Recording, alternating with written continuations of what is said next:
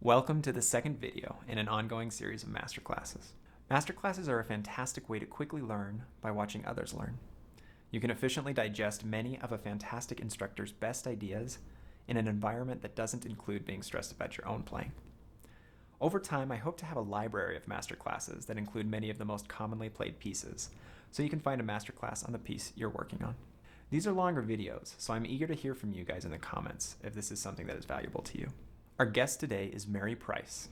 Mary obtained her undergrad at Oberlin Conservatory with Milan Vitek and her master's at Rice University with Kathleen Winkler. She's been on faculty at Oberlin Conservatory's Community Music School for nearly 2 decades. She also performs regularly as concertmaster for the Warren Philharmonic and Opera Western Reserve, and associate concertmaster for the Mansfield Symphony. I learned a lot from listening to her teach, and I'm sure you will too.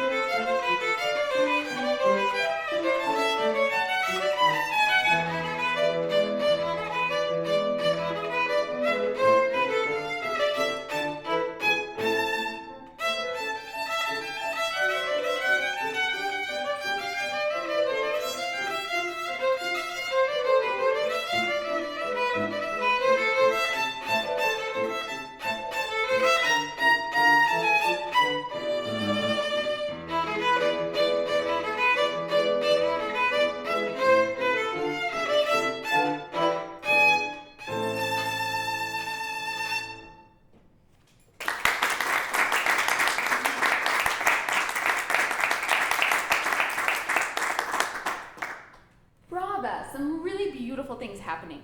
I'm loving the balance in your arm from your right hand. I'm going to come this way so I'm talking to you and to everyone else. I'm loving the balance here. I really feel like you're in a spot where you can really pluck the string and the weight is easy for your string also so flat and up, so you've got a really good base foundation. I was thinking about this like the foundation of the building I'm building with my music, and it's so flat and straight that I think that's really set up well. This opening, I'm sure you've done it 1,000,000 times, right? And it opens with how many A's? 1, 2, 3, 4, 5, I think. The most interesting musical line anyone has ever written. 5 A's in a row, right? So when you have 5 A's, these repeated notes which show up over and over again in this piece, we want them to be going somewhere, right? Mm-hmm. So we talk about having a musical sentence, right? If you were to have, let's take some very simple sentence, I'm going to the store, right? If I said every word at the same level of energy and volume, if I said, I'm going to the store, what's the emotion there? Kind of monotone. Monotone, boredom, right? This is the most boring way to say these words, right? What if I say, I'm going to the store? It's a little more exciting. Right. What if I say, I'm going to the store? A little more dramatic. Right? Or, I'm going to the store. More excited again. And a different meaning. It's not just exciting. It has a different meaning, right? I'm going to the store, right? So the way that we emphasize changes the meaning. Which was the right one for this, do you think? Which one do you want to say? E, A, 5 in a row. Probably, I'm going to the store. Yeah, which one? Which word? I don't really understand what you're asking. Oh, sorry. Sorry. Yeah, sorry, my fault. So, which A are we leading to? Are we leading to the first A? Bum, bum, bum, bum. Are we putting emphasis on the second A? Bum, bum, bum, bum, bum, bum. Definitely the last one. The last one, okay. And is it a surprise? Da, da, da, da, da, da. No. Okay, what does it do? It should be more of like a crescendo or more steady progression. Steady progression we're leading. I think so, right? So we want to go bum, bum, bum, bum, bum, bum. That was the last one, right? How are we going to make that happen then? What are you going to see in your bow? Maybe use a little more. Where? The middle of frog. Show me one. Show me.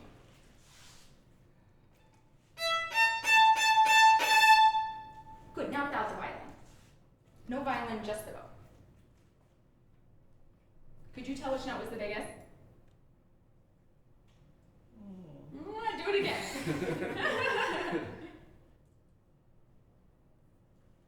Did they look different? I thought there was a slight difference. Okay, I would like it to be like really obvious. Like you're playing charades, you need your team to win. They've got to know, right? So it's got to go. Right? Okay, show me with your butt. Right! Now they know. Okay, if that was on your string, they would have heard that one, right? So we have to make that happen. We can't just think it. It's smaller, a little bigger, a little the most on the last one, right? Okay. Give it a go. Yeah, it's going to be really hard to do it fast. So let's do it really slow. Just...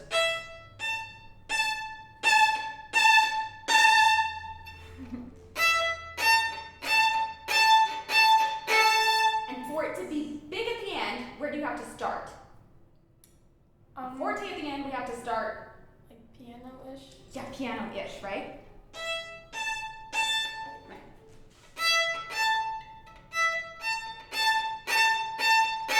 Go ahead and see if you can see it. 1 inch, 2 inches, 3 inches, 6 inches, the whole bow, right? Yeah, don't give away the ending.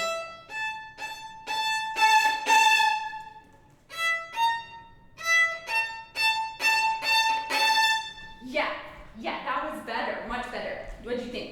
Can you tell that time? Okay, so do you know anything about Vivaldi?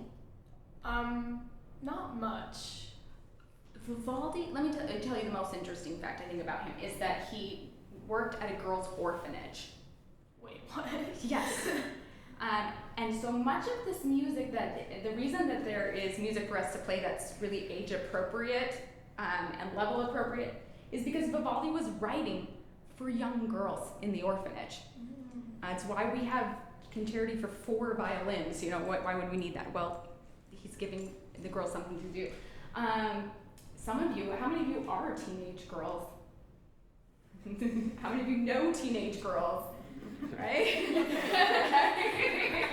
Okay? Big emotions, lots of dynamic range, right? So I think this is it. I can just see the stomping feet here. Okay. So every time you see that, I want you to think about where are you going? Could you see it? If someone were taking a video and the sound was gone, could you see what was happening in the line? And then that's happening each time. Okay. The other thing I want to talk about for a minute is your left hand. I want you to shake your hand this way for a second and then just set it out just in its most relaxed position. Beautiful. Okay? And I want you to just tap the tip of your first finger to your thumb. Great. And the tip of the second finger to your thumb. And third finger. And then the fourth finger. Great. Now, I want you to put your thumb kind of back. And now bend your first finger. And now bend your second finger. And now bend your third finger. How does that feel in your hand? Easier than this or harder than this? Maybe slightly. About the same, but maybe a bit harder. Okay. Yeah, and notice not only which is easier, but where do you feel the most tension? Like if you're trying to stay super relaxed, try it like that. Audience, you can try this too. Like just tap your thumb to your first finger, and now put your thumb stretched out, and now bend your first finger. How do you feel?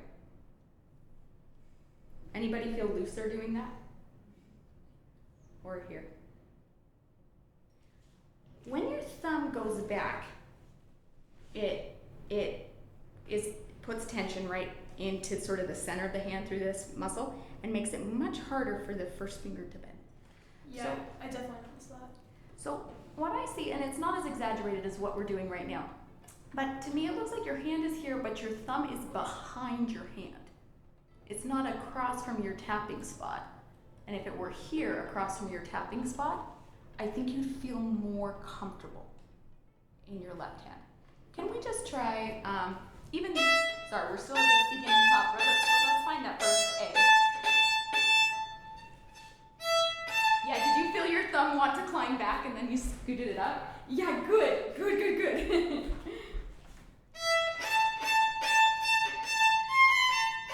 how did that feel? Felt like a bit nicer. Did, good. Okay, good, let's find it again.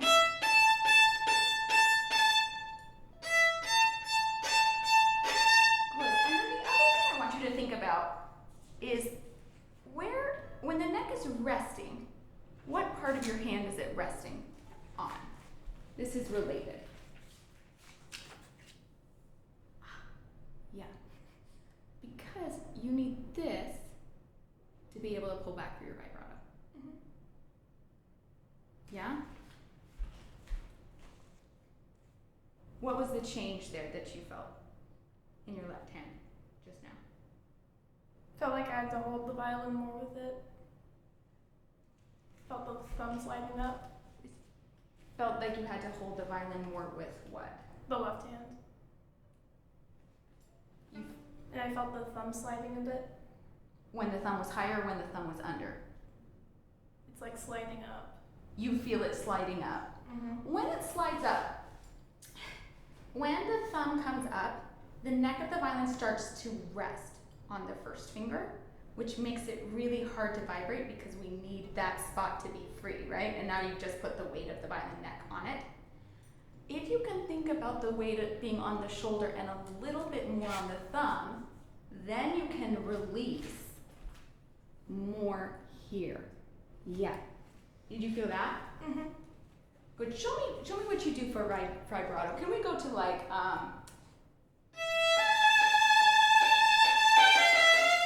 a spot like that? Good. Do you feel your first finger connected there when you're doing your third finger vibrato? Notice. It's definitely mingling. It's definitely mingling. I like this word. Great. It's mingling. What would happen if it's just the tiniest little shift of leaning a little bit more on your thumb to give your first finger more freedom on this side. Yes? I noticed a lot. Like it much better. It felt nicer. Yes. Is that new to you, or is it something you've done before? It's pretty new to me. It's pretty. Oh, okay. Yes, that one. Now that you have that tool too, the vibrato tool, that can be part of the crescendo. The crescendo that we're talking about, where we're going, I want to go to the store, right? Doesn't just happen in volume. It also happens in the left hand energy.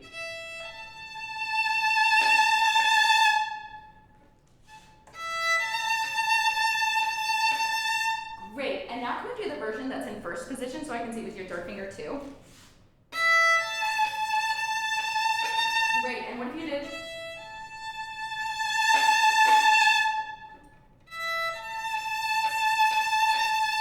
What if you didn't give away the vibrato right away?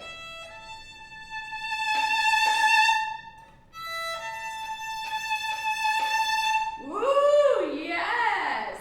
I like it. Can I hear a little bit under tempo from the beginning? Maybe even let the pianist, will you play with us? And let's do this tempo, but really show us those volumes. Okay, I'm gonna stop you. How much bow did you use on the first A? I wasn't really paying attention to that. Great, a gorgeous bow all the way out to the tip, which is lovely for the final note.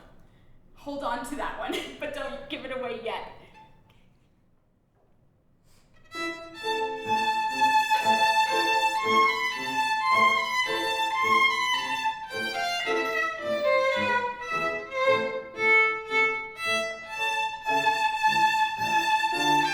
Charades, show us.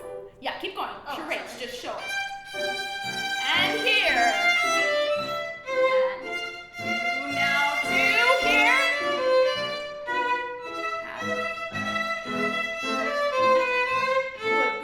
Good. I'm loving this vibrato. Are you seeing the bow changes? Meaning like from little bow to more bow? Yeah. Would you know where she's playing softer and louder if the violin were not there? That's what I want to know. Does that make sense? Yeah. Okay. Show me the opening without the violin. One more time. Right. Okay, can I play it with you? Sure. Okay, we're still gonna go a little under tempo here. Okay, ready? Go. 1 inch.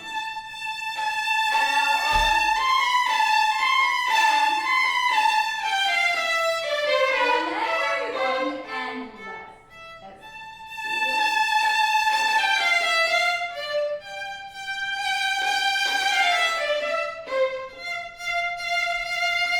And say it here. Good. So I think that's your base. I think that's the base for the shape, right? But then we don't want everyone to be the same. So when you go home and you decide what's happening, right? There's different versions of the leading. Or right? It's different. You get what I'm saying? Yes. So variety is the spice of life. It's the spice of music. So they are going to have this shape, but see what you can create with it. Okay, I want to go to a different spot. Can we go to this spot? Which you have so beautifully prepared. Haven't played that one in a while. Isn't that the one you just... Oh, like you played it a few minutes ago. That's a different song. It's the first one. Oh, did I start the wrong one? Did I start the wrong one? Yeah, I think so, maybe. There we go. It's my fault. Sorry. So,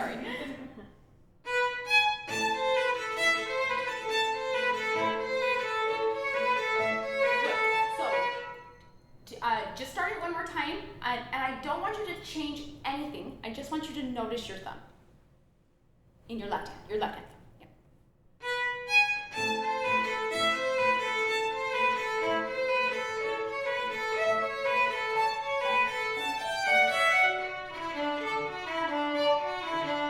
Good, that's enough. What do you notice about your thumb? Kind of moves with the entire hand as I like play different notes on different strings. That you feel it shifting and moving a little bit? Yeah. I think that's good. I think thumb flexibility is really important. Good. Anything else? I know we mentioned earlier it's kind of further back than the rest of the fingers are. Good. That's what I was hoping you would notice. It's behind your first finger quite a bit, right? What would happen if you brought it up and you let it be more across from your fingers? Just give that a feel. It's definitely a bit different. Yes, it's gonna feel a bit different. Check what? It's like Taco Bell, different is good. I like always say this to my students. If we always did it the same way, we wouldn't get better, right? Okay.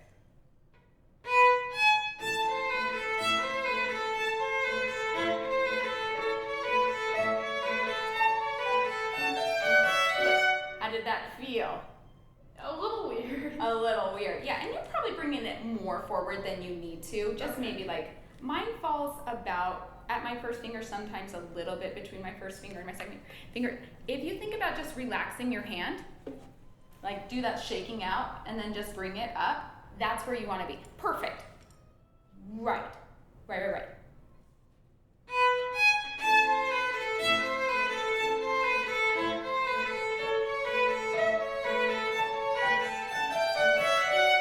Great. But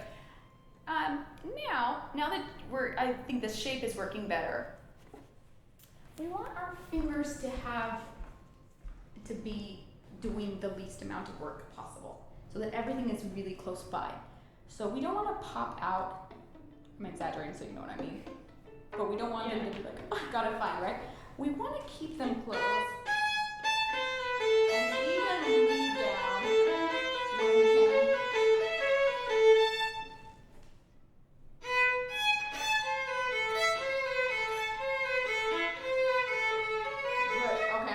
Tough assignment here, let's see.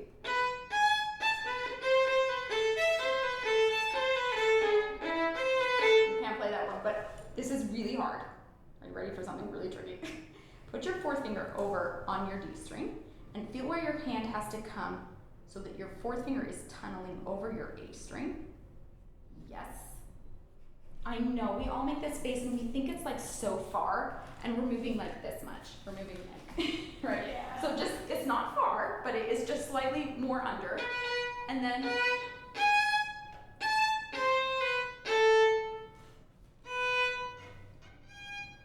yes! I know, leave your fourth finger.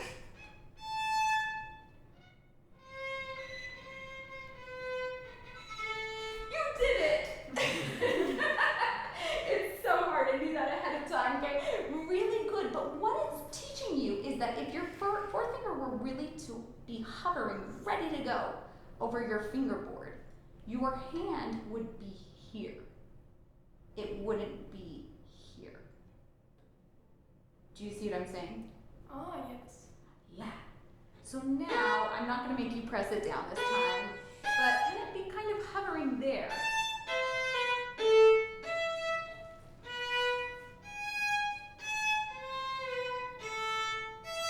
Good, and I think this is easier if the thumb isn't behind the first finger.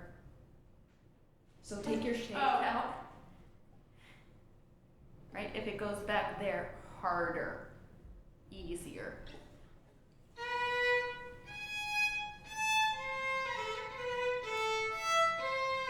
Yes, yes. That felt easier.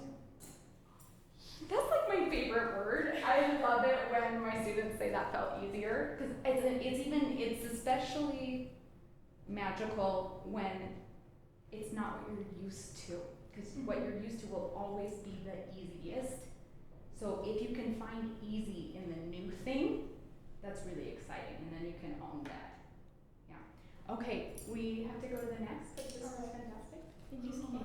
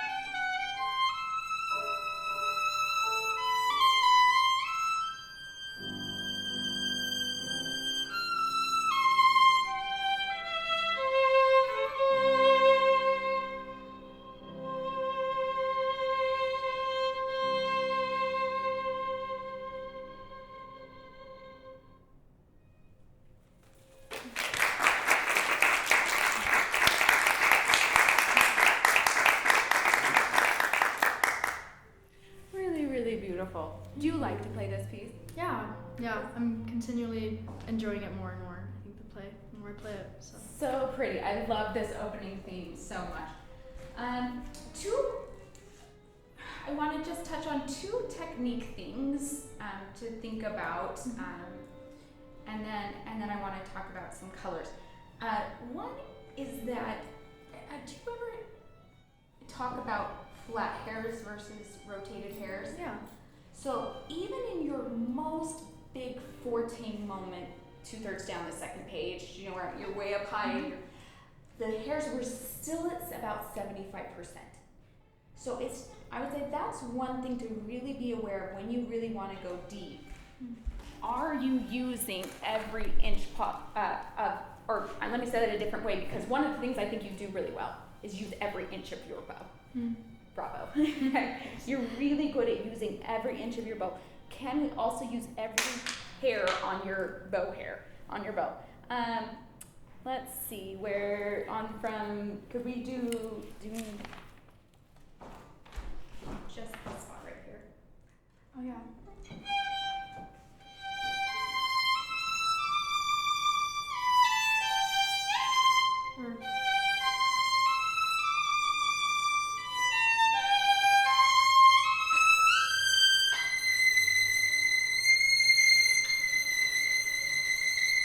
Right, did you feel it? You were like, oh yeah. Right. So, and part of it is at the frog. I feel, we all have to clear the side of our violin when we're going here. So we all want to turn and just like make sure we're hovering. So what does it mean then to rotate into the bow and still be able to lift? It's kind of in the fingers. I don't know. It's all about angles here. And let's just do that spot right there.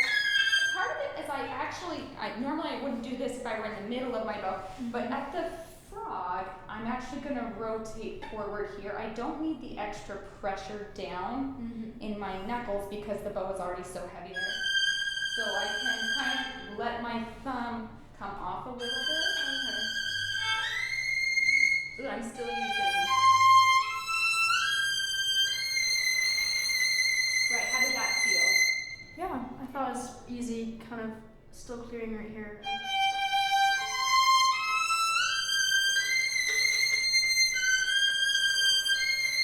Yeah, let's just take those two notes.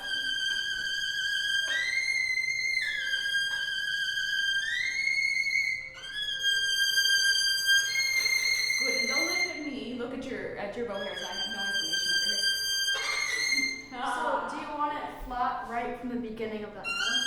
I want it flat. So this is the top of the crescendo. So I'm just saying there's some sound that we're missing out on if I'm here versus if I'm. Oh yeah. Good. So you're gonna feel your stick roll towards your nose just a little bit, which is uncomfortable when you're coming at the frog because you're like, I'm sure I'm gonna hit my violin. So it's just really you knowing about the bottom of your bow.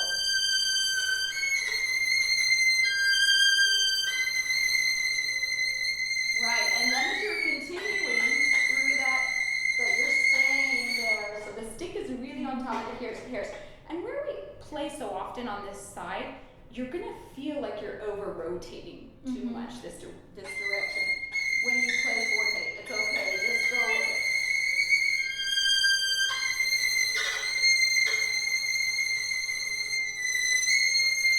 Good, and when you're giving yourself a pinky's worth away from your bridge, it's gorgeous, right? And then it slides in, it's too tight to spin anymore.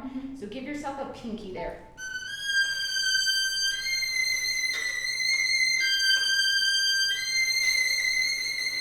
Good, and I think you also became aware of just a soft spot in your bow. Do you know where it happens? Where your click is? Do you know where it is? Like right You heard it. Okay, what are you gonna do? So whenever I have my creak, I have to just make sure that my string is spinning so that I have enough weight and I'm still pulling without any pinch. So I'm soft on my thumb and I'm really leaning from the top of my bow through the creak.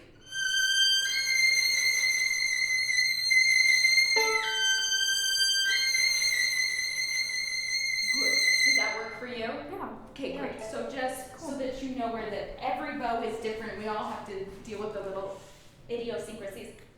So that's the one.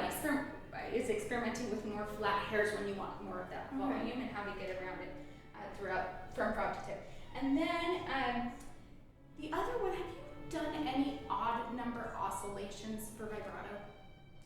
Yeah. Yes, back and forth in between Yeah. the fingers. Show me what you do for that. So, you mean like for vibrato exercises? So I would Yes. go, what I've been doing right now is starting super narrow and fast, and then kind of getting wider. Great, getting a lot of So, colors. Yeah. Odd number oscillations. Maybe you don't need to know what I mean when I say that. I don't know. So, what I mean, let me be more. What I mean is that when I'm practicing going back and forth, I'm not gonna do an even number like 1, 2, 3, 4, 5, 6, and then 1, 2, 3, 4, 5, 6, which always starts the vibrato in the up position. An odd number oscillation means that every other note starts the vibrato from the down position. Okay. So I would do 1, 2, 3, 4, 5, 1, 2, 3, 4, 5, 1, 2, 3, 4, 5, 1, 2, 3, 4, 5. Right. 3, 4, 5, 1, 2. And then Right. I start down. It starts in the pulled back position. Exactly. And it's Have the you ever same done that bow, before? so 3, 4, 5. So what it is, the vibrato is, you know, in the arm going back and forth like this, or the wrist, whichever, whether you're doing a hand vibrato or an arm vibrato, Yeah. right? So the arm is going to keep moving even as the finger shifts. Okay, yeah. So what we're trying to train the arm to do is that we don't vibrate this note, stop, vibrate this note, stop, vibrate this note. Does that make sense? So I'm doing 2, 3, 4, 5. So I'm putting my finger down on the C sharp, but my arm is back to start the vibrato for the first oscillation. So 1, 2, 3, 4, 5. Yes, that was it. 2, 3. So right, so you have down. 4.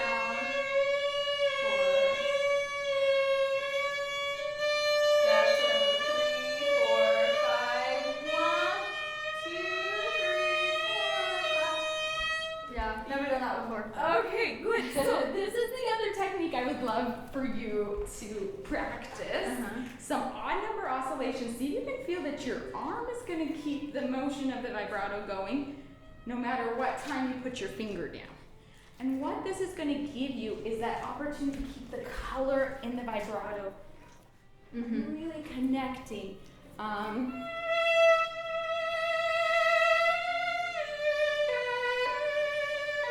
Without having to do.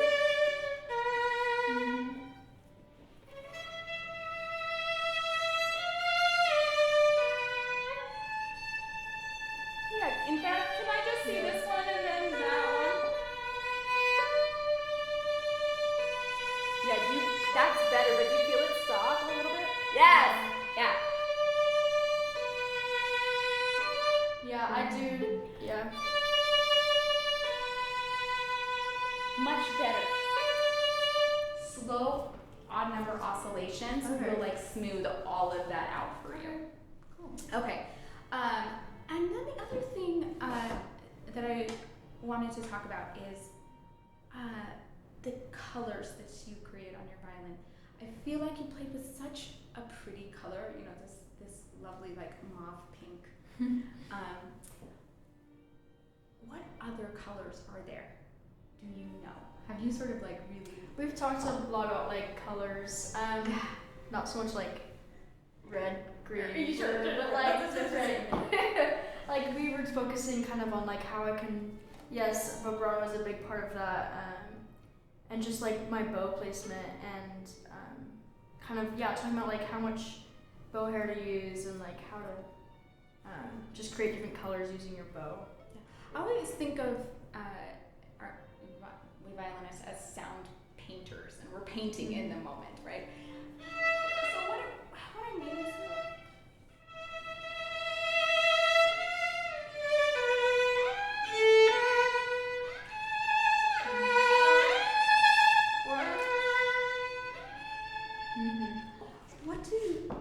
want to do there. I think there could be so many more colors. Can you take the opening note, just even this one,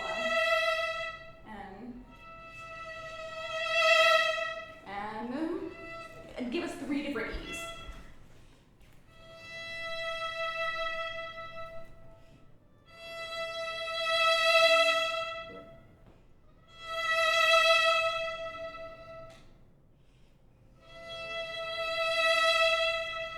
Nice. I am hearing a lot of shaping from the dynamic, which is fantastic. You gave me lots of different dynamic ranges. What would it mean to even have, like, more air or more?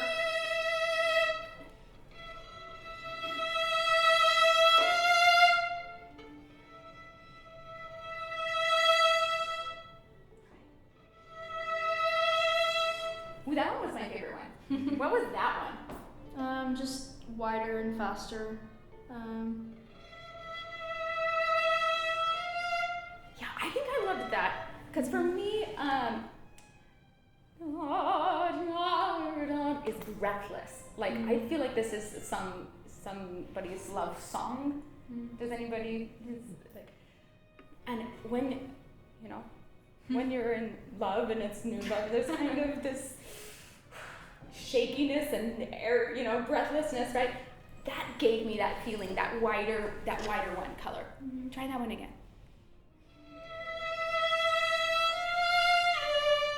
Yes. Good. That was a gorgeous first note. You know, music is made up of one note and then one new note and then one next note. The E is gorgeous. What happens then to the F sharp? I don't know. How is the E related to the F sharp? We have It's just kind of, yeah. That's the arrival, right? Yes! It's like, oh, my love is, I can see her, the door is wiggling, and then it opens on the F sharp, she's here, right? Okay. Yeah, do that again.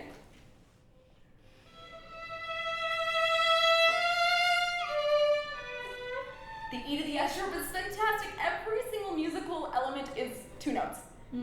Now we have F sharp to D. So what happens if we have that arrival? It's beautiful. That's a tricky one, right? There's a sigh.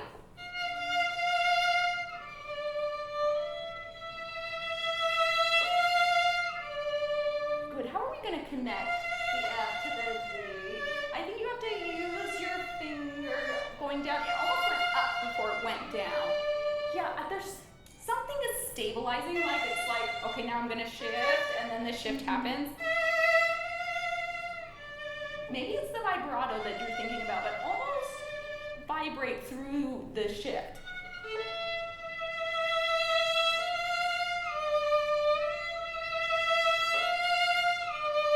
Good. And I wouldn't be afraid of a glissando a little bit there.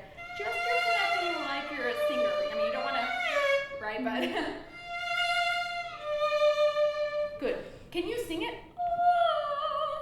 Not that high. Yeah, now sing and now sing right. The best thing is actually the whole thing. You get what I'm saying? Yeah. Like, I'm sliding the whole way to the F, and that sounds the best.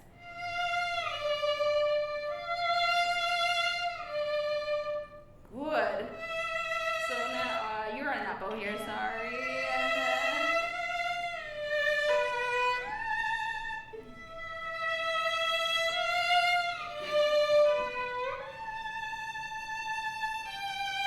I loved that. I think you chose really tender there. I think one of the most effective things we can do when you're going up to a high note in a sweet love song like this is actually to go away from it, the way that you were just doing. Does that make sense?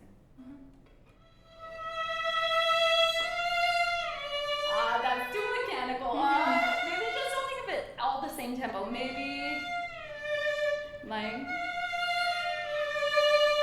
yeah. Nice.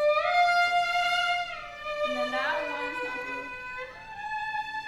too Right, and just like you can help yourself. You're going up on your tiptoes.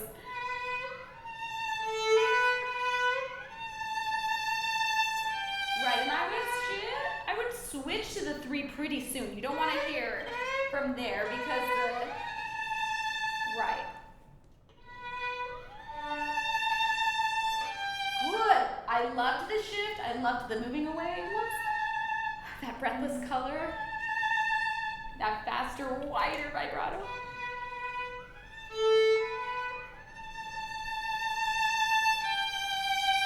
Yeah, and one of the great joys about being a violinist is when you get to a note like this that's so magical, you can just like enjoy it so much. You're like, look what I can do. Right? Can you just super enjoy that? No, mess around with it until you love it.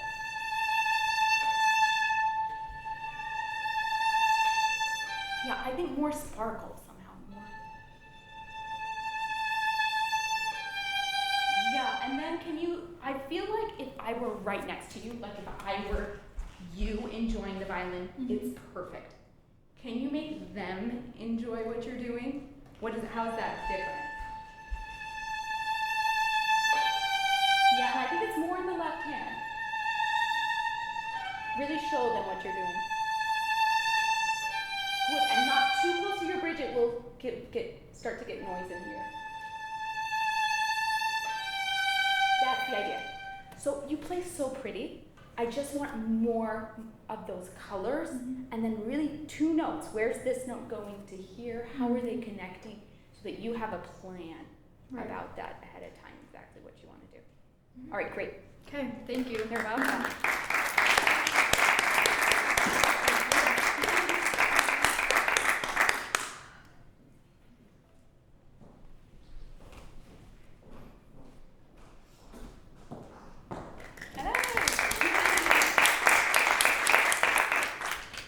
My name is Kate, and I will be playing the Adagio from Bach's First Sonata in G minor.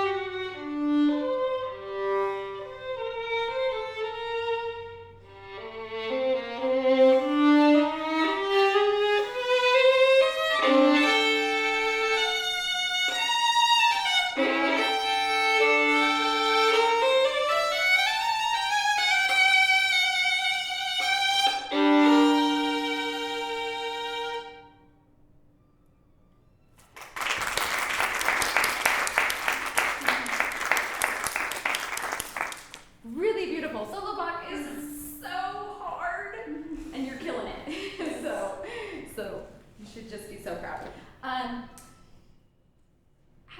Tell me about the vibrato in this. What is your plan with the vibrato? Do you have a plan? I don't have a plan for vibrato. I thought so.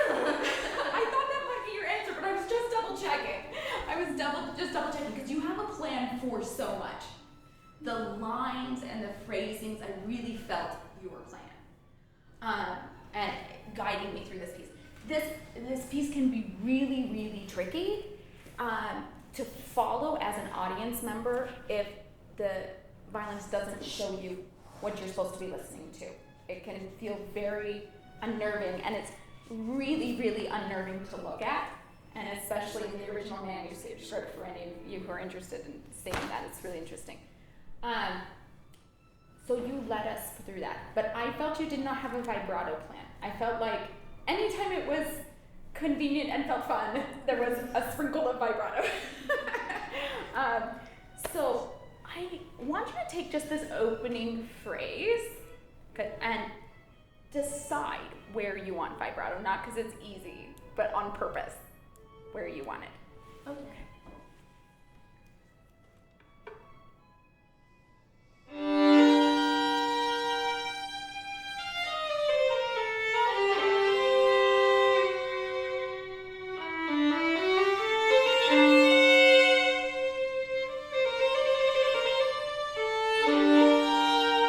Good. Tell me about your plan.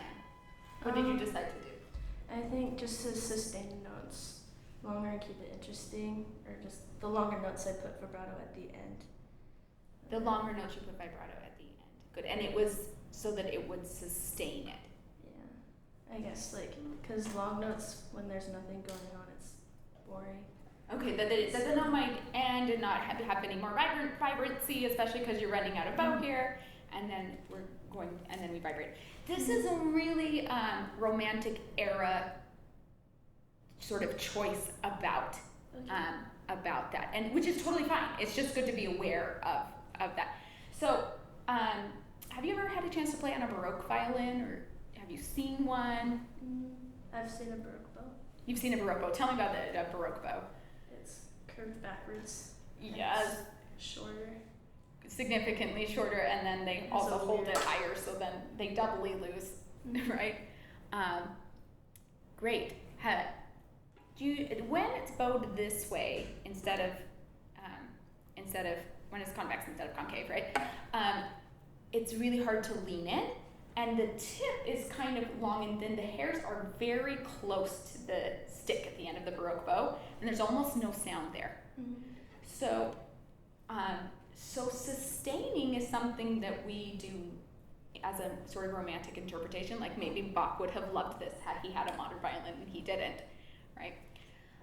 So I only bring that up because it's nice to know about Bach and kind of what you would be doing. On a Baroque violin, it's much easier to play this because you don't have to sustain anything because it doesn't sustain. So you kind of just, and it's more like this. Okay, what does vibrato add in color? Makes it warmer. It makes it warmer. What else could it do? Make it more intense. Yeah, it energizes it, right? So I want you to just, there are no right or wrongs here. I just want you to think about the tools in your toolbox and how you're using them. So if you wanted to vibrate to sustain the end of the note, to make it something happen there, but the beginning of the note was bigger, you're actually making the note more even because you're adding energy to the weaker part. Okay. Does that make sense when I'm saying that?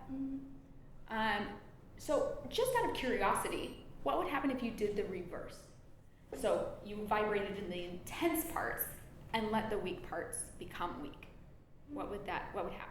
Be like energy and then kind of trickle off. Yeah, try this opening line just in the reverse vibrato. This is tricky, I know. Okay.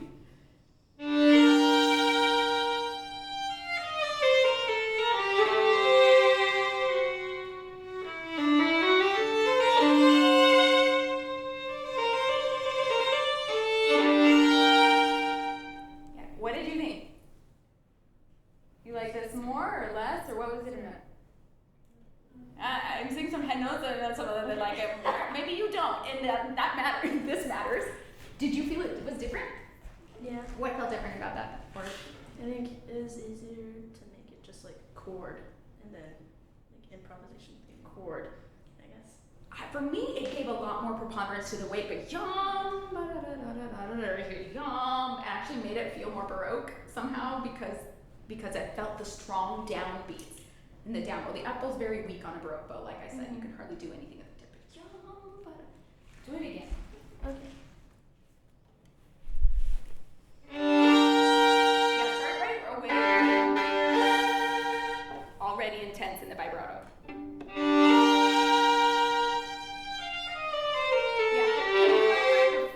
Your fingers get there, so I kind of heard this, and then we did that. Can it be already?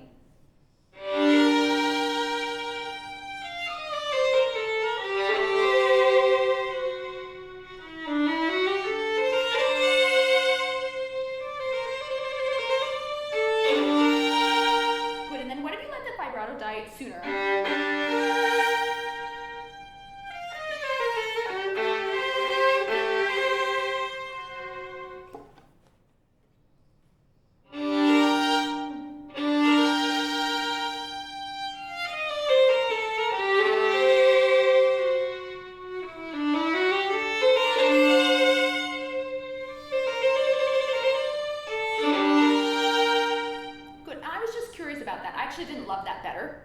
But it's just the idea of really experimenting with what it's doing and how it's happening, and make it a thoughtful exercise in how is this helping me to say the thing that I want to say.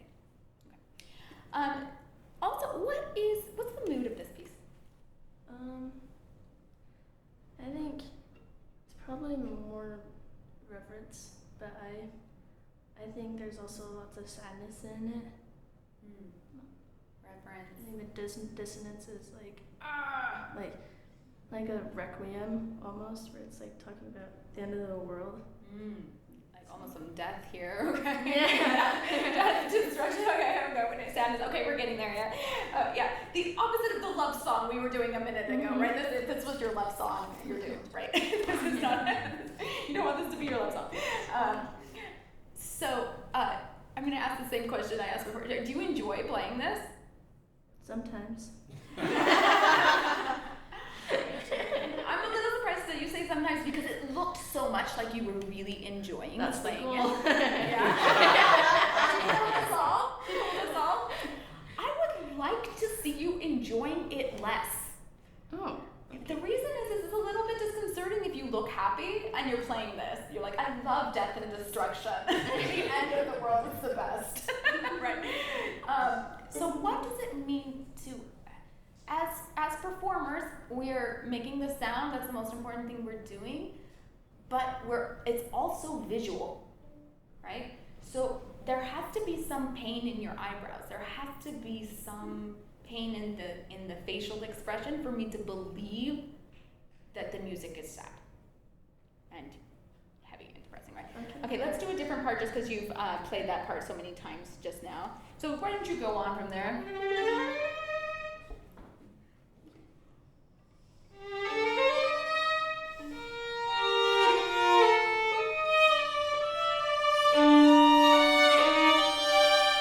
Which notes are the most pained notes? Not this one. That's almost like a minute of hope. Like maybe it's gonna be okay. Oh, there's a little bird, right? So this one.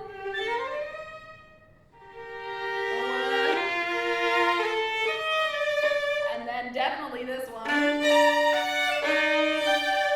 Right? That's when we furrow.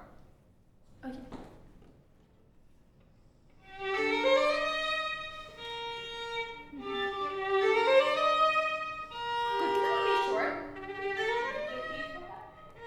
Not so long. Sorry. Okay.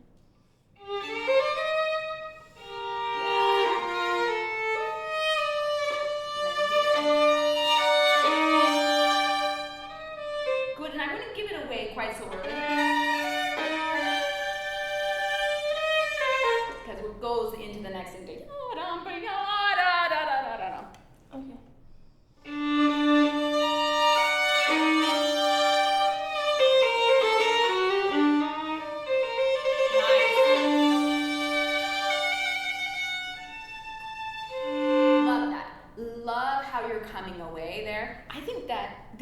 G to the F sharp trill is one of the trickiest things in the piece because our bow has to slow down so much. So if you can give yourself just on this one somewhere,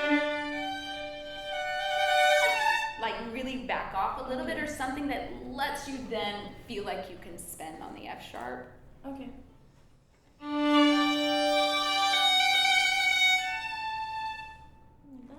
Yeah, do it again.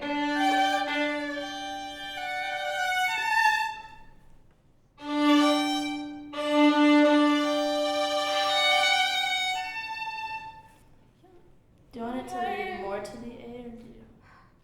So I don't hear ba-yum, because then you give away the pulling away at the A. I like to go to the F sharp, ba-yum, because then I think that makes the A like more surprise. Okay.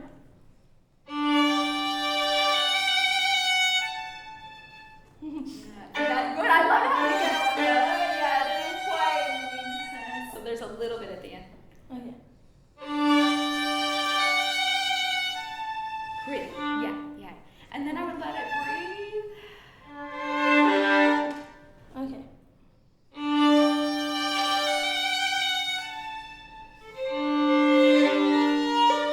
And now I'm getting away from my point because you're actually shaping beautifully and I'm being super, super picky. Did she look happy? Did anybody notice? So happy. You like smiled. Don't be young. I know it's so hard.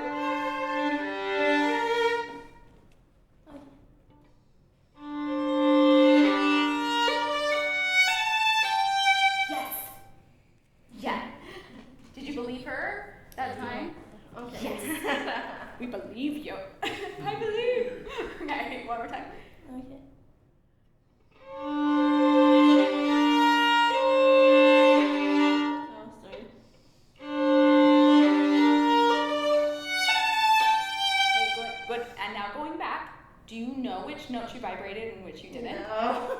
You vibrated only the third fingers, and it's because third finger vibrato feels great. So we were doing this really intense note, no vibrato, and then a little three, and then we're like, oh, we're gonna celebrate this one. Okay. That's not to pick on you, just to make you aware of something that maybe not before. Loved the face. Go ahead.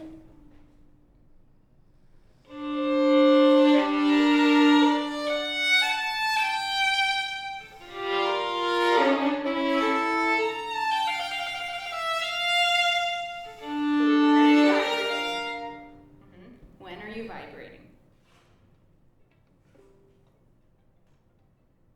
I would have been surprised if you were like, this final F sharp is the one that's really special that I want to show off. When or F natural, sorry. When all of those other chords had no vibrato. Okay. Let's see. Where's a good slug? Not there.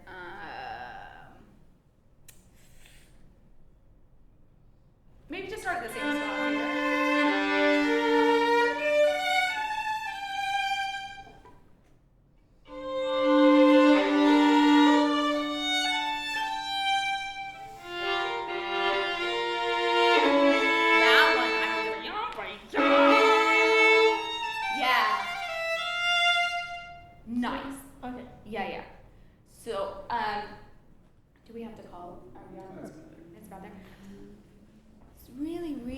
Bach. I would love for you to have a vibrato plan on purpose on top of all the other things that you're doing here. And then think about what your face is doing. You can even record yourself on video and just watch it back. You know, we just become so much more aware. Have you ever seen on YouTube the Concerto for Faces? No. What? The Concerto for Faces? One of you has. Yes. Okay, this is a must see. Just go look it up. And it's a man who's listening. The Paganini Violin Concerto is playing behind him, and he's making all the faces for every note in the Paganini Concerto. It's too much, but it's hilarious, and I think it's a really interesting. Just like, oh, you can show in your face what's happening. Yeah. Okay. Great.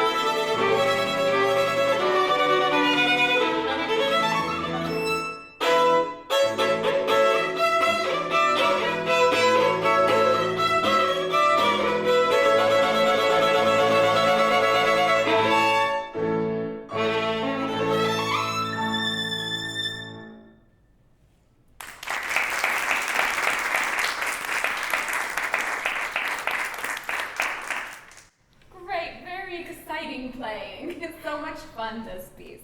Can I hear this very last bit? Where you're doing the triple stops there? Yes.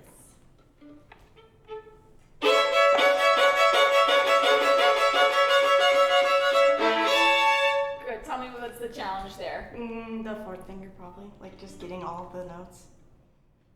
Okay, the left hand. Mm-hmm. Yeah. Okay, do it again.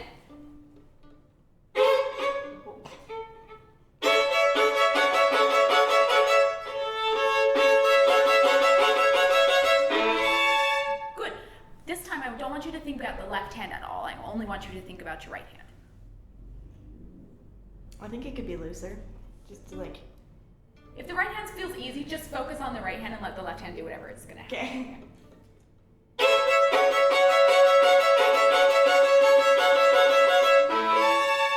Great.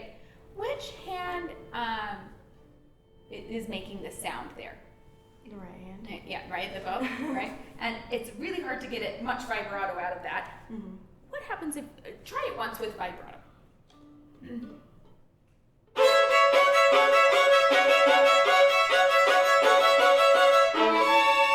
Good. I'm singling out this spot because I felt like your bow hand especially was quite loose most of the piece, and then it felt so tight and clenched here, and I thought, oh, what else is going on there? And it was interesting that the first thing that you said was my left hand. Our left hands are really connected in our brain. It's so hard if one tightens, the other tightens. And it's why I asked for a minute, can you just think about your right hand if that feels easy, and not about your left hand, and maybe that will help your left hand free up. Can you try it without the bow?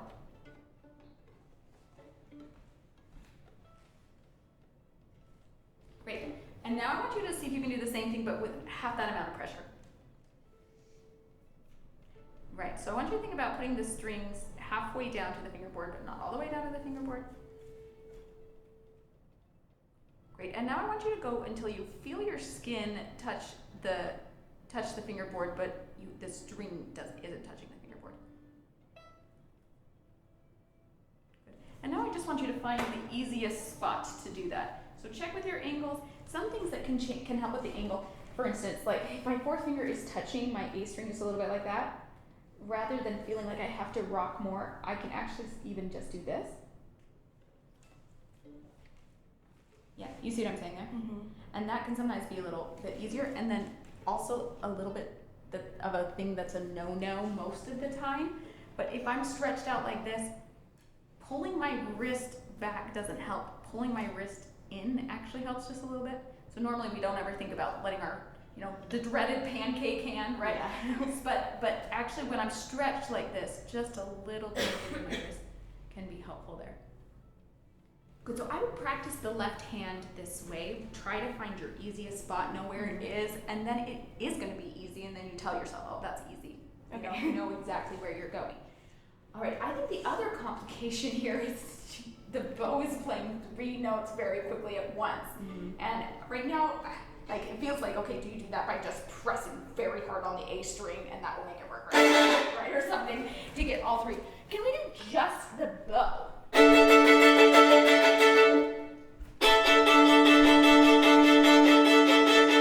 want you to go up and just feel the really sort of dead weight here. As loose as you can.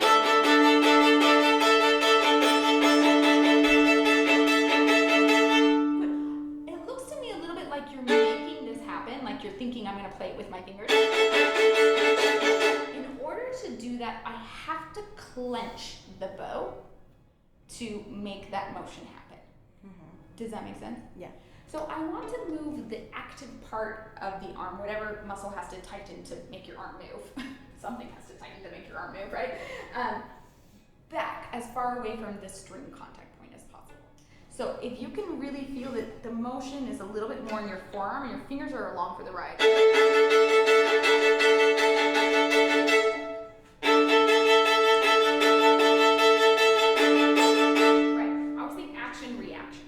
So it's not that you're not moving here, everything is moving there, but it's moving there because like you're dribbling a basketball in your hand. It's like, I can't do anything else, I'm just flopping because this stupid thing is moving over here, right? Really along for the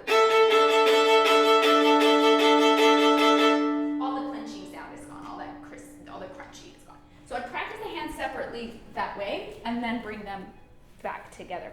Okay, this figure that comes back over and over again, that's at the frog, like, you have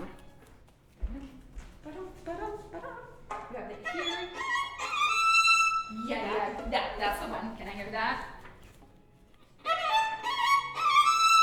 Yeah. What's your bow plan? This is really hard for your bow. What are you gonna do?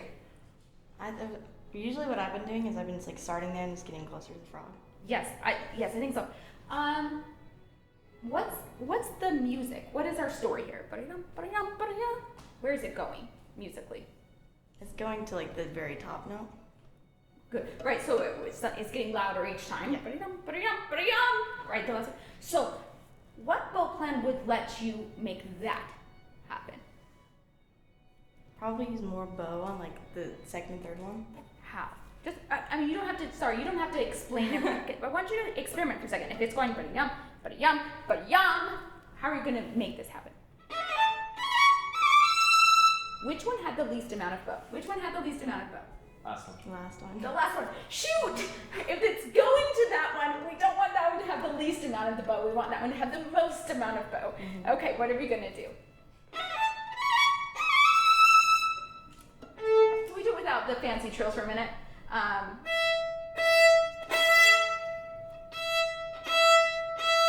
Great. So I'm starting in the middle, I'm doing a little, and then I'm doing a little bit more, and then I'm doing the most.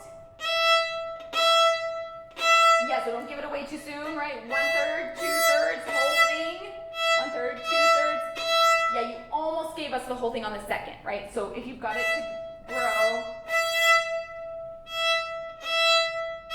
Good, and you could even put little chalk marks on it and just go to that chalk mark. 2/3, right? Good, and now, see if you can help yourself. Also, you can use the tilt of the bow and the bow weight.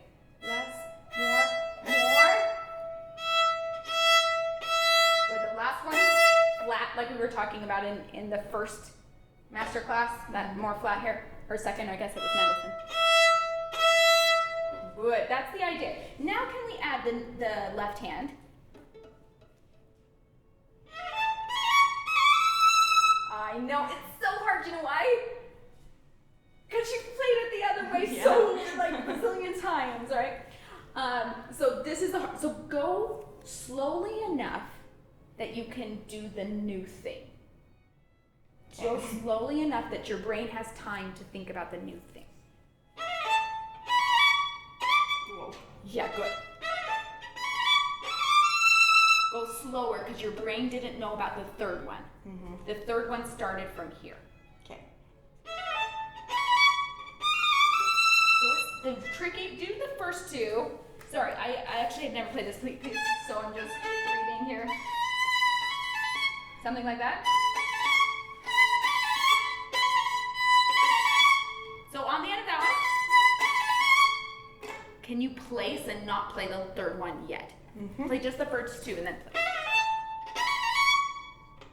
Yes! Good, do that again.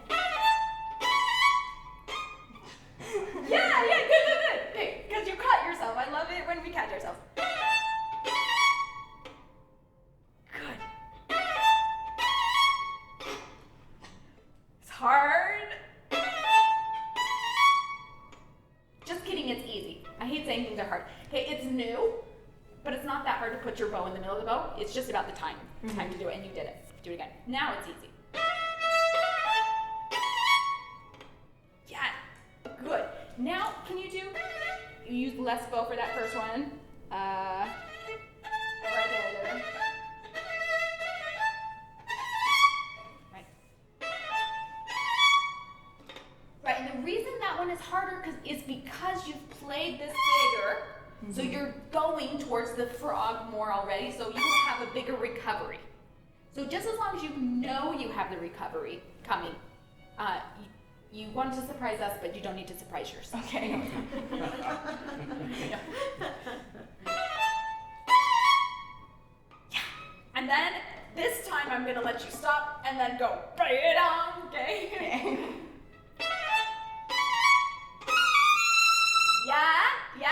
Yeah. So you want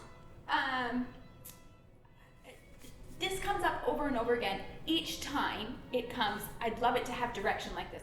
You don't have to play it exactly like I mentioned right now. This, like I said, I've never studied this before. I'm not really going to be an expert, but it's about the line and where it's going. And are you using your bow?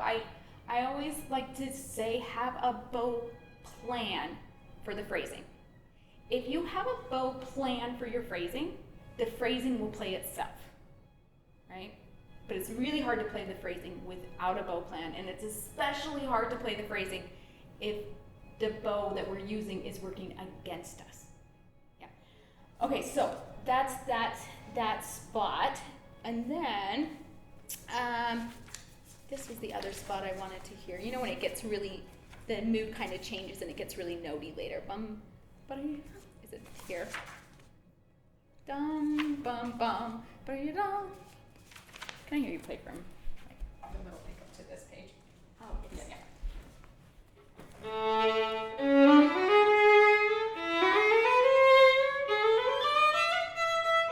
Whoa.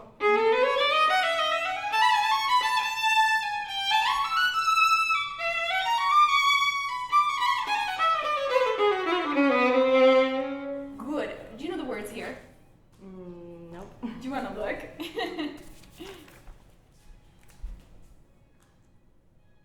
Like the Italian words. Yeah, the Italian words at the top. Adagio dolce. Do you know what that means? Something sweet. Huh? Something sweet. Dolce. Like dolce, yes. Yeah. Everybody knows this. It's a dessert menu, and when you go to Italy, it's called the dolce menu, so you need to know that. That's my favorite menu. And I bet you might be able to guess what grazioso might mean. What might grazioso mean? Is it like gracefully or something? Yeah. Yes. This is a dancer, right? But it's a very graceful and sweet. On your toes in heels, right? How do we make it sound that way? Can you play just that down bow A? Good. It's too boring. Okay. It's just, right?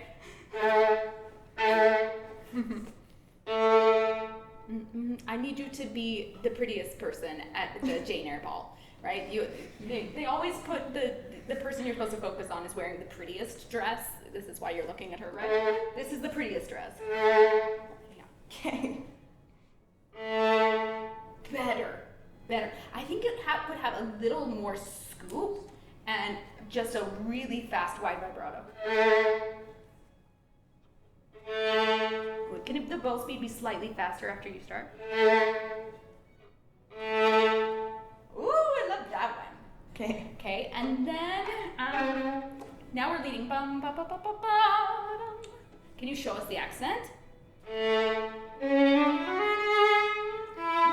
I loved that because you did you accent. I won't make you answer that. You accented with your left hand, which I think is the right kind of accent if it also says grazioso and dolce, right? We don't need a Bartok, right? Do that again, same thing.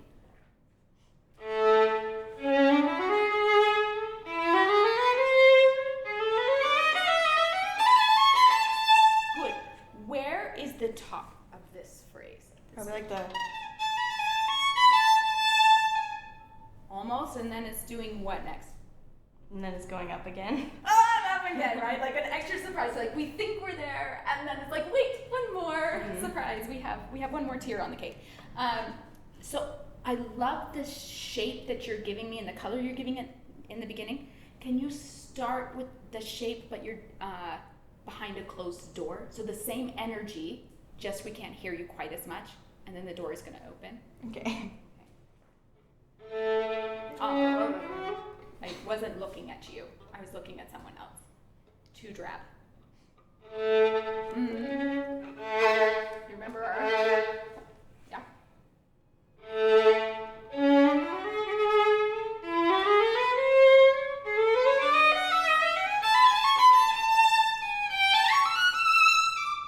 So what's going to be the bow plan? What's going to be the bow plan? We have 2 beats. Let's see, one, we have, sorry, it's in 6/8. So you have 1 beat in the up bow, one beat in the down bow, one beat in the up bow, one beat in the down bow, one beat in the up bow, one beat in the down bow. Then there's some mercy, where they're going to give us some extra bows here. So the bow division can't be even, or the volume will be even, and the energy will be even. Okay. So I'm thinking, and I'm playing that first, and then like I'm gonna keep this one more at the tip. Don't use the whole thing, maybe just come back to here. And then on the next one, back a little further, and then each one is progressively using more bow. Okay.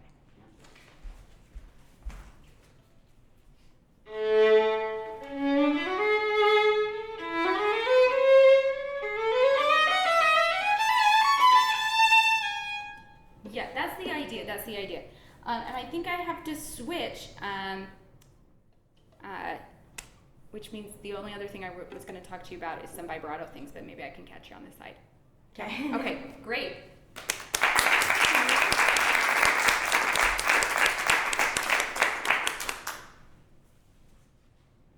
Thank you.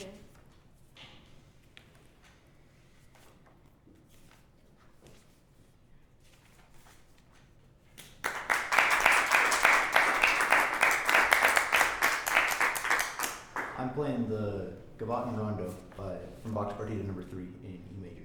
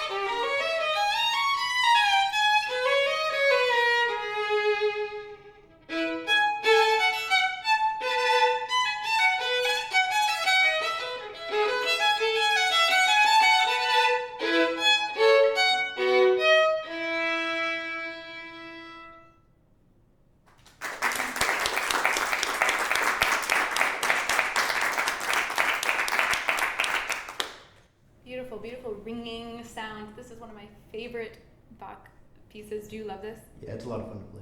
It's so fun to play. It's so happy. And I don't know, maybe it's just me. I love happy music. What is the character that you want in this opening? This what's a word or something? Bouncy is what comes to my mind. Bouncy. Oh, yeah, because what is a gavotte? It's a dance. It's a dance. It's a fast dance, I think, too. I don't know for sure, but. Did you come up on Suzuki training? Did you play the Suzuki method at all? Wait, no, I played. Yeah. Yeah. I thought you were saying something else. We have somebody who said that. Okay. We play so many gavottes. Our first gavotte, right? We get the very first book one gavotte, and then gavotte. Gavottes and berets, back and forth, right? So this gavotte is a French dance in two, right? And the impulse provides the step. It tells us when to step, right? I think it's stately. Does that? I guess. Yes, It's kind no? of, I can see it being that, too. I don't know. When you say bouncy, I think that's part of it. I think don't I think feel that's it's like- in it's conflict. Yeah, they're not in conflict for sure. They can be up with the bounce, right? Mhm. Can we try, if I say stately, a stately bounce, how would you play Um, that opening?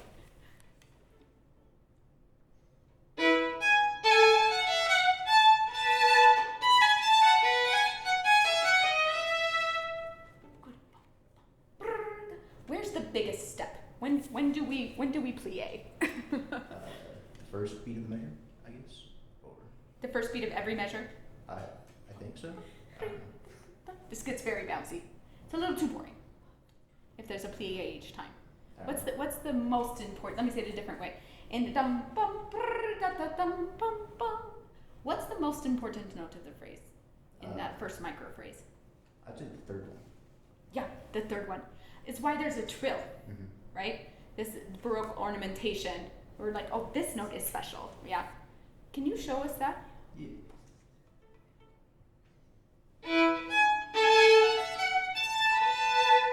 Great. So, loved that one. Felt really, really special. Now it was so special that I didn't hear the notes after it.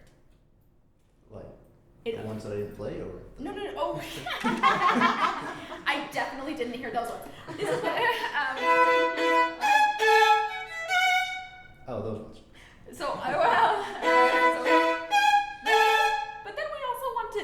So we have the plie. We want to hear the plie. We know that's the biggest one, right? Mhm. But then there also is the little tiny steps, step, touch, tap, step, or football, toe, heel, toe. What do you say there? Right, I didn't hear those ones. Yeah.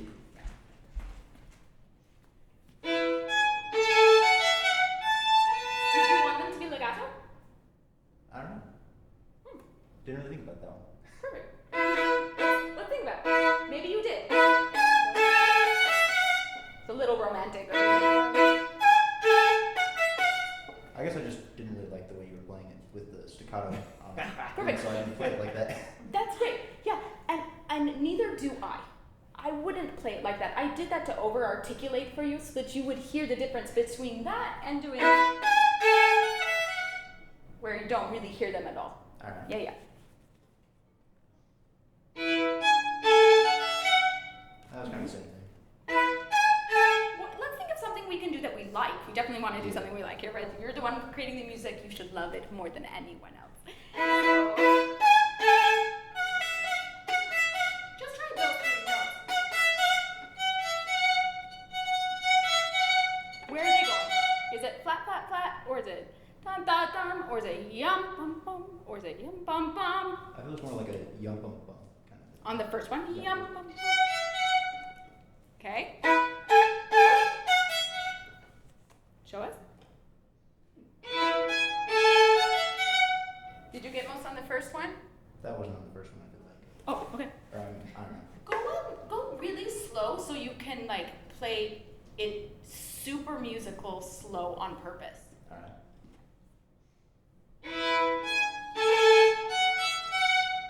I feel like it might be on the third one, but I don't want it actually. I don't know. Okay, It's a change lot it. easier to make it work right there, and it kind of like, I don't know, it feels like it gets overshadowed by the trill one. If I do it right after. So if I do it like, And it kind of like leads into it better, I feel like. Great. I loved when you said you thought it leads into it better and it has more shape. A bad reason for making a phrasing change is it's easier. This is a really bad reason to make a phrasing change. But where you said it leads there. That's kind of what I meant by it was easier. Like it actually works if I play it. Perfect. Perfect. Yes, this is for our audience so they don't think, oh, let's choose the easy phrasing. Yeah. Okay. Okay. You want me to just play it again? Yeah, try at the beginning. Again, slow the way that you think you want to till you like it. Alright.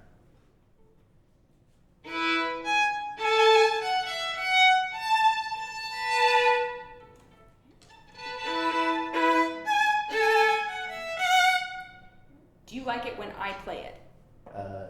Not like that. It's hard slow, I know.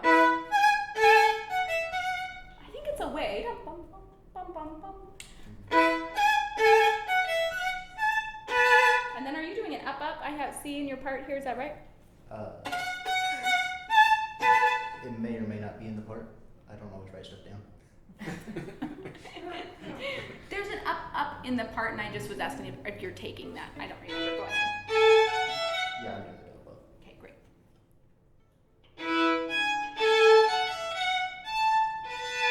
You know what it is for me that I'm missing here? Have you ever heard anybody play the bells? Yeah. Like the ones with the long ones with the hammers? Or? Yeah, or sometimes they're on a table and they have these like velvet things and they pick them up and they mute them on their shoulders and they pick them ding, ding, ding, right? Yeah, and Bach was an organ player too, right? He wasn't a string player. This sort of bells, I always hear bells in Bach, like church bells, like bum, bum, brr, bum, bum, bum, bum, bum. And so there's this little bit of like ding, ding, ding that I would love to hear in those eighth notes. Alright.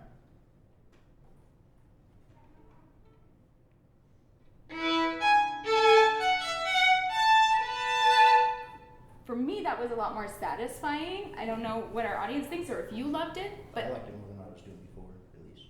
oh, fantastic! We all okay, great. Strong praise. Strong words. From Bon. Okay, I like it. I think this is great. I heard bells that time. That's your image then for this piece. I want you to hear bells all the time. Pyong, pyong, pyong, ba, ba, bum, bum, bum, ba, sha, da, da, da, bum. Beginning, bells.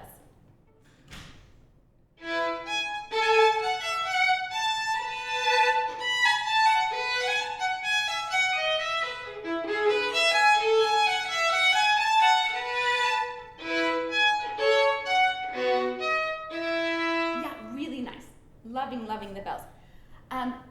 Now, one of the beautiful things about solo Bach is we don't get to play alone very often on the violin. There's right. When we play all alone, nobody's counting on us for our time. Like we get to take some luxuries we can't otherwise take. Bach is a really great time to look for spots to breathe, and it's okay if you're a little late. Bum bum da da dum bum bum ba da da dum ba dum bum ba da da da dum. This is a long phrase. Da da da da dum ba da da da dum dum dum. Dum bum bum bum.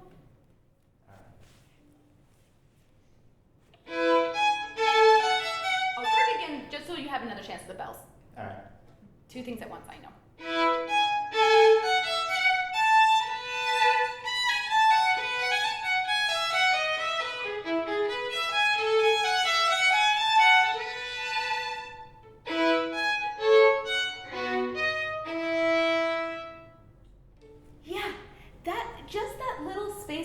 That like I'm gonna breathe and I'm gonna let my audience breathe with me there.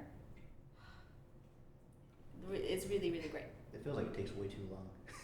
Did it feel like it was too long? No. It just felt like, oh wait, we don't have to jump to the next thing. Yeah. We got to enjoy it, and it was almost like we're hearing the church bells, and we got to hear it finish before the next one started. Yeah, All right. great. It wasn't too much time.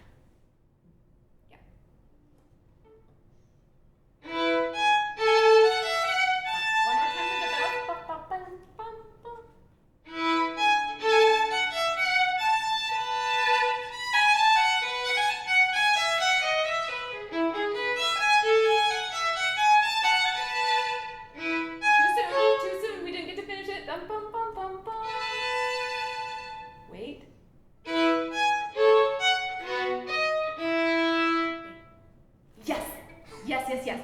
Great.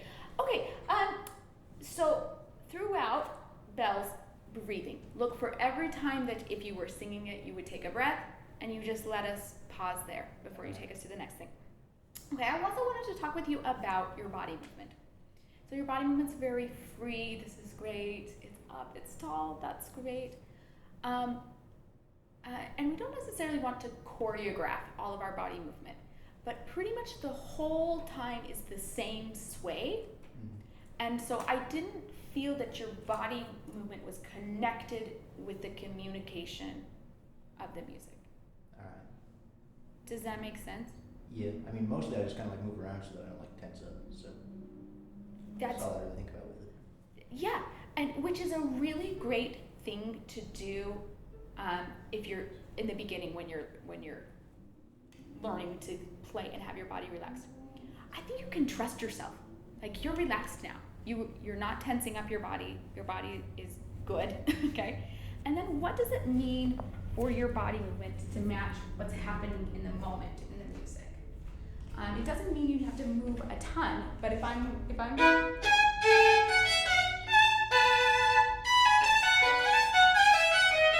right, I'm just swaying, and you're like, I'm not quite sure why she's swaying, right? But if I do,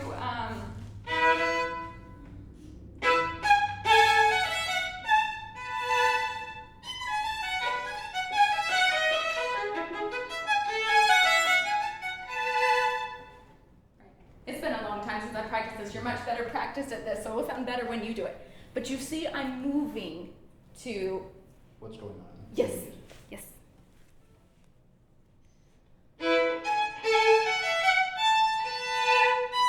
Yes, and there, can you hold us? Hold us. You're like, yes, you're coming with me.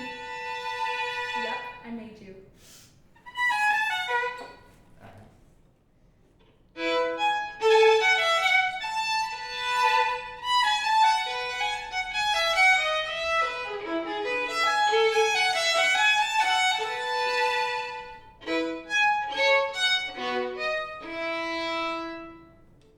Better. Did that feel better? Yeah. I think that feels better. I would make a video of yourself and watch your body motion. All right. And what you want to think is when you want more something to feel heavier, you go down. Mm-hmm. When you want something to feel suspended or holding us, you're like da da da da da. You go up, right? If you want it to feel moving forward or something is pushing, you go forward. If you're pulling back, you pull to your right leg. Yeah. All right. Okay, that's something for you to think about and make, do a video and take a look. Can I have you go to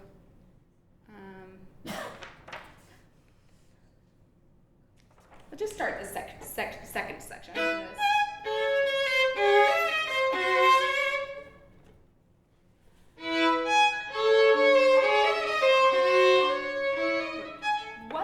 What's the most important note there? Or your favorite note there? It can be that too. I really like that tritone one. Yes. Yeah, that's exactly it.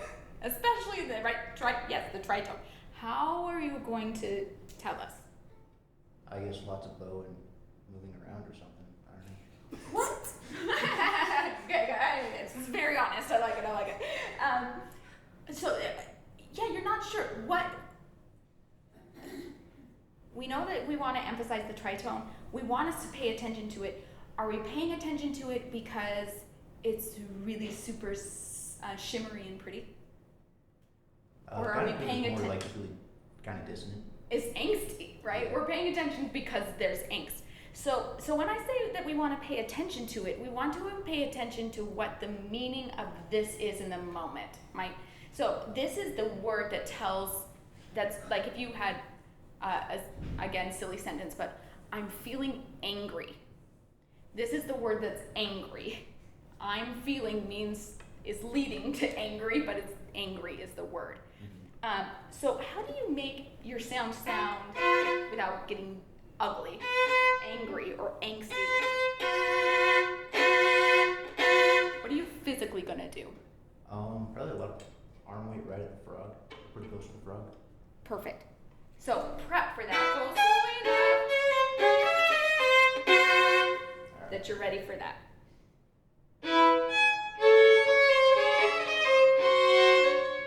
Good. It was. Did you think he was angry? Anybody? Maybe a little teeny bit miffed. I want you to really be mad, right? Because if you're a little teeny bit miffed there, we don't even know that you've gotten mad. You have to be really mad, like you're like a theater performer overdoes, so that we get it. You have to overdo.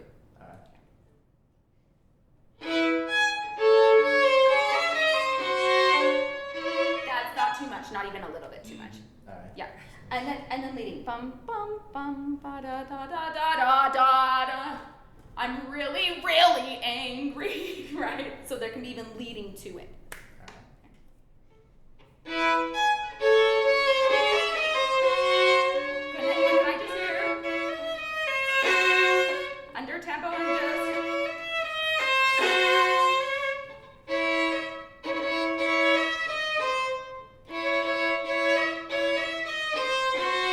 Good, I think you have two slurs there. So a little bit less. More. I think I played the tritone earlier. Look at it.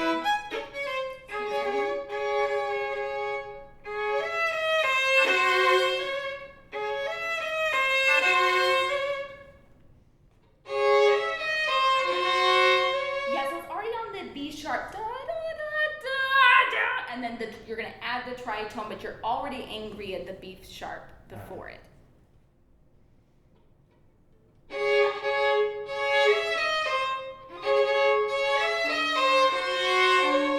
Great. And then you heard us talking about this Bach earlier, but if you really want to bring a note out, one thing you can do is vibrate it.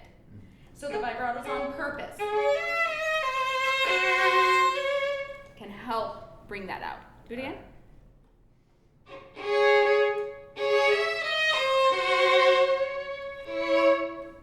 Right, that's the idea. I'd give a little vibrato on the way, so it's not just only that note is zing, right? You don't want to say, I'm really, really angry, right?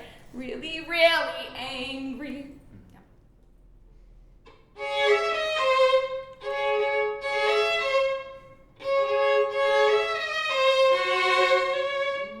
Right. And this is it back to that bow plan. You know you're going to have more bow on the B, right? So I'm saying, so I wouldn't play half. I'd play 1/3, 2/3.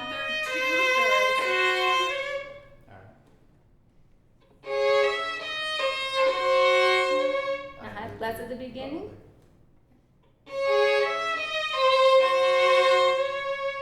That's getting it.